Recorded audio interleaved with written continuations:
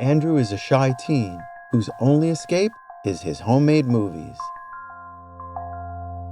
But he and his friends are transformed after they make an incredible discovery. As their superpowers grow stronger, their darker sides begin to emerge in Chronicle. Well, we've just seen it, so what do you think? It's another of these found footage movies.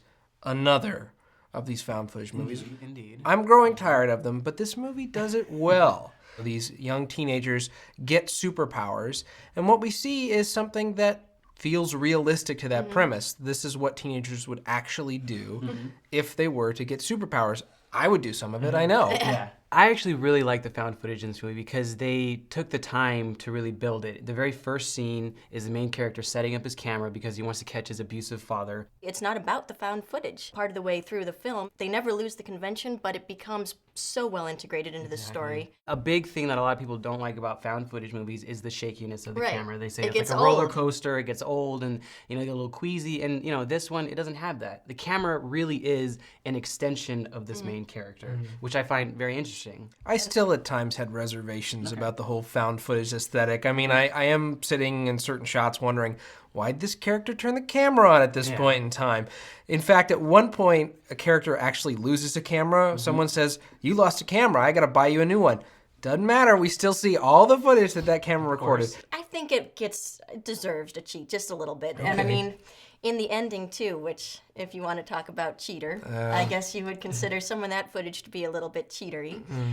But by the time that you get to that point in the movie, you are so with these characters and so with the story that the fact that you have cameras that are in hospitals and cameras that are in helicopters, it's just whimsical and wonderful. It's campy, it's fun. The whole convention is sort of exploded, which I think is No, fantastic. completely. I thought it worked. Personally, I was wondering how they were going to do it, but again, it's very witty and it's very clever. It's basically using this idea that cameras are everywhere and that we're constantly being filmed and that we're constantly being a part of a movie. And I thought that they used that well. Well, the middle section is where the movie shines because it is presenting these teenagers with these newfound powers and they're pulling pranks on people and they're making jokes and they try and impress their friends. And I'm looking at the movie going, yeah, if I had powers, I could see that happening.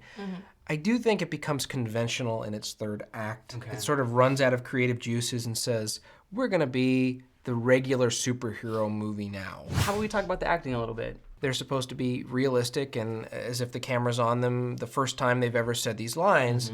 And all of them, I think, do a good job. Dane DeHaan, who's the lead character, is this outcast who is getting picked on, of course, in high school. You've got Michael B. Jordan, who's the jock quarterback type. And then you've got this Alex Russell character who's less well-defined. He's sort of the middleman character. Yeah, they could have found a few more angles to explore there, but even he does a good job. You ready? What? Yeah. Okay. I'm on. Yeah. I don't know what you're talking about. Let's go. The crowd goes wild! I'm ready. Matt, beam him. Just beam him. I'm going to. Beam him.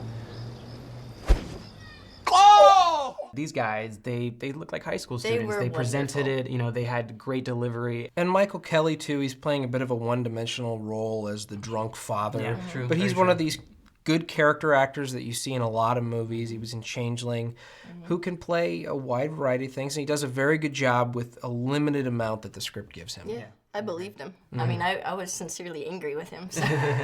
So this is directed by Josh Trank. Previously, he edited Big Fan. This is his debut feature. To his credit, Big Fan was a big indie movie, and this movie has a big indie feel to it. The whole feel, the script, just everything, the casting has this feel of being carefully crafted. It doesn't feel like a giant blockbuster where they just get, the most expensive equipment they can and throw it up there. I thought it was a very realistic depiction of high school. And considering that it's, a found footage movie and it's a superhero origin movie, it also does well as, being a high school movie. The flying scenes looked fantastic. Yes, they looked did. very, very realistic. I mean, for me, it was just like, I'm watching it and I felt like I was having one of my flying dreams. It was just exhilarating. I mean, you're watching the clouds go by and they're doing somersaults and a lot of them did their own stunts. And then again, it was just a little bit embellished, but that combination of real plus CGI in such a delicate balance really drove it home for me. Yeah, the special effects in this movie do what special effects are supposed to do, which is they don't overshadow the story and you believe them. So if we can, we should use our telekinesis to grab our tickets. Or the Force. Bzzz. All right, let's just take our tickets and vote. This is a found footage movie and a superhero origin movie done in the best way possible. See it. It's fun, it's charming, it's campy, and for the flying scenes alone, I say see it. The movie could have done more with its premise, but as it is, it's very entertaining and well worth a look. See it.